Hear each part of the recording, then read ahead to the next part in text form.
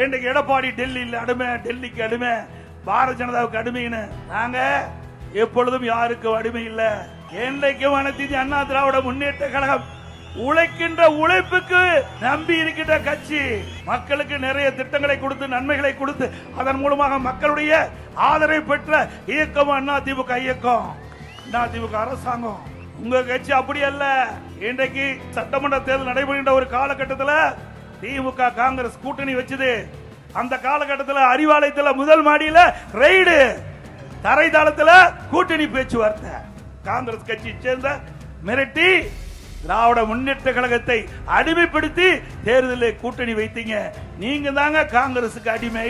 திராவிட முன்னேற்ற கழகம் தான் காங்கிரசுக்கு அடிமை. எங்களை பொறுத்த வரைக்கும் எங்களுடைய கூட்டணி அங்க வைக்கின்ற கட்சிகள் எல்லாம் ஒரே நோக்கம், ஒரே கருத்து, மக்கள் விரோத ஆட்சி, திமுக ஆட்சி அகற்றப்பட வேண்டும்.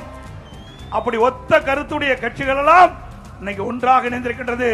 அண்ணா திமுக, பாரதிய ஜனதா, தேசிய ஜனநாயக கூட்டணி என்ற அமைப்பை ஏற்படுத்தி அந்த கூட்டணிக்கு அண்ணா திமுக தலைமை தாங்கிட்டது. அண்ணா திமுக ஆட்சி அமைக்கும். எங்களுடைய கூட்டணி வேட்பாளர் இபிஎஸ் என்று உள்துறை அமைச்சரே சொல்லிட்டு போயிட்டார்.